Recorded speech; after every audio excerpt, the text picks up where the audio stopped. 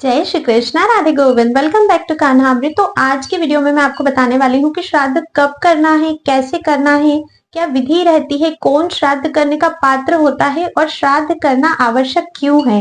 तो अगर आप चैनल पर नए हो तो जल्दी से चैनल को सब्सक्राइब करके बेल आइकन प्रेस कर दीजिए ताकि आने वाले सभी वीडियोस के नोटिफिकेशंस आपको मिलते रहें। तो चलिए बिना देर किए इस वीडियो को हम शुरू करते हैं। तो सबसे पहले तो मैं आपको ये बताना चाहती हूँ कि आप इस वीडियो को एंड तक देखना, क्योंकि काफी सारी ऐसी बातें हैं जो शायद आप नहीं जानते होंगे और आज मैं आपको बताने वाली हूँ। तो सबसे पहले बात करते हैं कि श्राद्ध हम क्यों करते हैं या श्राद्ध करना क्यों आवश्यक होता है। तो देखिए, हमारे जो पितृ हैं, पितृ कौन होते हैं? पितृ वो होते हैं जिन्होंने इतने ज्यादा पुण्य भी नहीं किए कि उन्हें स्वर्ग लोक मिले, उनके इतने ज्यादा पाप भी नहीं थे कि उन्हें नरक लोक में वास मिल सके।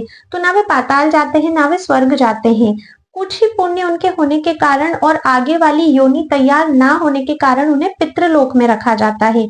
पितृलोक में रहने की तो बहुत बढ़िया सुविधा होती है, लेकिन वहां पर खाने और पीने की कोई सुविधा नहीं होती। तो हमारे जो भी पितृ होते हैं वे अपने वंशजों से आशा करते हैं कि वे उन्हें खाने और पीने के लिए कुछ देंगे। आजकल ना पितृ दोष के बारे में भी बहुत चलता है।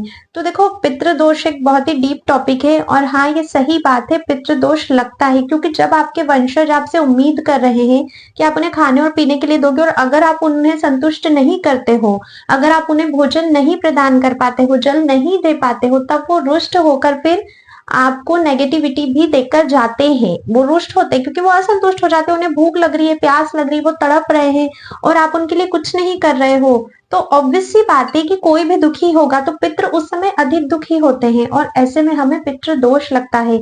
और भी कई सारे कारण होते हैं, उसके लिए मैं एक सेपरेट वीडियो बनाऊंगी, अभी हम उस तरफ नहीं जाते हैं। तो अभी बात करते हैं कि श्राद्ध करना जरूरी क्यों है। तो देखिए, श्राद्ध करना हर मनुष्य का दायित्व है। अगर आपने गृहस्थ जीवन में एंटर किया है, अगर आप एक गृहस्थ हो, तो ये आपकी जिम्मेदारी है, आपकी ड्यूटी है कि आपको श्राद्ध करना है, क्योंकि आप जिनके वंशज हो, जिनसे आपको जन्म मिला है, जिन्होंने आपको इस दुनिया में लाया है ताकि हम भगवान की प्राप्ति कर सके, उनके प्रति भी हमारे कुछ दायित्व है। हमें उस ऋण को चुकाना ही होगा, इसलिए श्राद्ध करना बहुत आवश्यक होता है। क्योंकि जब हमारे पितृ ही हमसे रुष्ट होते हैं, जब पितृलोक में वे कष्ट पाते हैं, तो यहाँ पर हम सुखी कैसे रह सकते हैं, हम भक्ति में आगे कैसे बढ़ सकते हैं। तो अपने पितरों का जो ऋण है वो तो हमें अवश्य ही चुकाना है। अब देखिए, कौन श्राद्ध कर सकता है, कौन पात्र है श्राद्ध करने का। तो श्राद्ध हमेशा पुरुष ही करता है। जो भी वंश में पुत्र है वो श्राद्ध करेगा, कभी भी स्त्रियां या पुत्रियां श्राद्ध नहीं करती हैं। तो मान लीजिए मम्मी पापा, दादा दादी, उनसे परदादा परदादी, उनसे ऊपर के जिन किसी का भी श्राद्ध है तो उनका पौत्र पुत्र यही करेंगे। अगर मान लीजिए पुत्र और पौत्र नहीं है तो फिर बेटी का बेटा भी कर सकता है, मतलब नातिन जो रहता है वो भी श्राद्ध कर्म कर सकता है, क्योंकि दोनों पक्ष के श्राद्ध होते हैं, माता पक्ष के भी और पिता पक्ष के भी श्राद्ध एक पुत्र जो है वो कर सकता है।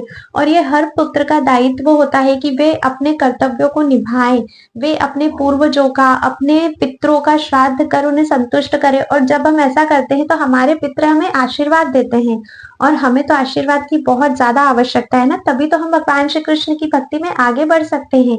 तो ये कार्य अवश्य ही करना है। अब हमें श्राद्ध कब करना चाहिए?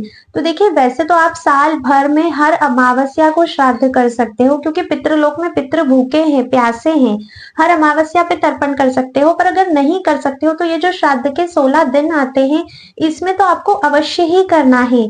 जब भी मान लीजिए आपके माता पिता नहीं है, दादा दादी नहीं है, परदादा परदादी नहीं है, तो जो भी उनकी मृत्यु की तिथि है उस तिथि पर आपको उनका श्राद्ध करना पड़ता है। अगर किसी वजह से आप श्राद्ध नहीं कर पाए हो उनकी तिथि पे, तो फिर जब सर्वपितृ अमावस्या आती है, जिस दिन श्राद्ध पक्ष समाप्त होता है, उस दिन आपको श्राद्ध अवश्य ही करना है। उससे आपके जितने भी पितृ होते हैं वे सभी तृप्त हो जाते हैं। तो अगर बीच में छूट जाता है तो सर्वपितृ अमावस्या पे अवश्य ही करना है। अब श्राद्ध करना कैसे होता है? तो देखिए, श्राद्ध करने की बहुत सिंपल रीति होती है। आपको घर में भोजन बनाना है, उस भोजन को भगवान श्री कृष्ण को भोग लगाना है। कभी भी पितरों को सीधा भोजन नहीं दिया जाता है, क्योंकि भोजन अगर आप उन्हें सीधा सीधा दोगे तो उनकी भूख तो मिट जाएगी, लेकिन वो अभी पितृलोक में हैं, तो उनका उद्धार कैसे होगा, उन्हें प्रसन्नता कैसे मिलेगी जब उन्हें भगवान का भोग आप अर्पित करोगे। तो पितरों को कभी भी सीधा थाल नहीं दिया जाता है, उन्हें हमेशा भगवान का भोग ही दिया जाता है। भगवान को भोग लगाइए, उसके बाद किसी भी सुपात्र ब्राह्मण को आपको बुलाना है। अब ब्राह्मण कैसा होना चाहिए? ब्राह्मण वो होना चाहिए जो जनेऊ धारण करता है, जो संयम से रहता हो, जो त्रिकाल संध्या करता हो, जो एक दिन में सिर्फ एक ही यजमान के यहाँ भोजन करे, दक्षिणा के लालच में आकर कई सारे यजमान के घर भोजन ना करे, क्योंकि अगर वो बहुत सारे लोगों का भोजन करता है तो फिर किसी भी पितृ को वो भोजन नहीं मिल पाता है, क्योंकि शास्त्र आज्ञा है कि एक ब्राह्मण एक दिन में एक ही यजमान के यहाँ भोजन करे। अगर वो श्राद्ध का भोजन कर रहा है तो तभी उसके पितरों तक वो भोजन पहुंचता है। तो आपको ऐसे ही ब्राह्मण को निमंत्रण करना है। जिस भी तिथि पे आपके पितरों का श्राद्ध है उसके एक दिन पहले ब्राह्मण को आमंत्रित करना है, और दूसरे दिन जब वो आते हैं तो उनकी तृप्ति होने तक उन्हें आपको भगवान का प्रसाद देना है। ब्राह्मण भोजन के बाद फिर आपको गौ माता को, कौवे को, चींटी को और कुत्ते को जिमाना होता है। अब पता है काफी सारे लोगों का यहाँ पर क्वेश्चन होता है कि कौवे को क्यों जिमाते हैं, तो आइए मैं आपको बताती हूँ कि कौवे को जिमाना जरूरी क्यों होता है। तो वाल्मीकि रामायण के उत्तरखंड में हमें ये प्रसंग सुनने को मिलता है। सर्ग 18 के श्लोक 26 से 29 में अगस्त्य ऋषि प्रभु श्री राम से कहते हैं कि एक बार धर्मराज युधिष्ठिर ने प्रयाग वंश की छत पर बैठे एक कौवे से अति प्रसन्न होकर उसे कहा कि जिस प्रकार मैं अनेकों प्राणियों को नाना प्रकार के कष्ट देकर पीड़ित करता हूँ, मेरी प्रसन्नता के कारण उनका तुम पर कोई प्रभाव नहीं पड़ेगा। तुम तब तक जीवित रहोगे जब तक मनुष्य आदि कोई प्राणी तुम्हें मार नहीं देता, तब तक तुम्हारी मृत्यु नहीं होगी। तुम मेरे राज्य यमलोक में रहकर जो भी यहाँ के जन है, जब उनके वंशज धरती पर उनका श्राद्ध करेंगे और तुम्हें भोजन करवाएंगे, तब वो भोजन यहाँ रह रहे मनुष्यों को प्राप्त होगा, उन जन को प्राप्त होगा जो मेरे लोक में रहते हैं। तो स्वयं यमराज का आशीर्वाद है कौवे के ऊपर कि जब हम कौवे को भोजन करवाएंगे तो वो भोजन हमारे पितरों तक पहुंचेगा। इसीलिए जब भी आप श्राद्ध करते हो तो कौवे को भोजन कराना अति आवश्यक है। इस दिन आपको गौ माता की सेवा अवश्य से अवश्य ही करनी है। और देखिए, संकल्प के बिना कभी भी श्राद्ध पूर्ण नहीं होता है, क्योंकि जब हम हमारा गोत्र बोलते हैं, गोत्र बोलने के साथ हम संकल्प लेते हैं, तभी हमारे पितरों तक वो श्राद्ध का जो भोजन है या जिस निमित्त हम वो श्राद्ध कर रहे हैं वो चीज पहुंचती है। इसलिए किसी भी सुपात्र ब्राह्मण को बुलाना, संकल्प करके फिर श्राद्ध की विधियां करना अति आवश्यक होता है। तो बिना संकल्प के श्राद्ध हमें नहीं करना है। अब पितरों को हम श्राद्ध के टाइम पर भोजन तो दे सकते हैं, पानी तो दे सकते हैं, लेकिन उनकी मुक्ति इससे नहीं होगी। इससे केवल उनकी पुष्टि होगी, वे संतुष्ट होंगे।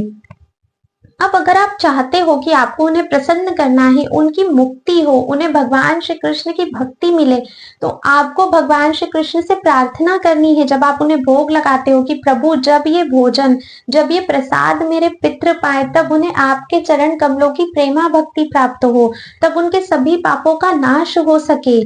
इस तरह से पितृ प्रसन्न होते हैं, इस तरह से उनकी मुक्ति होती है।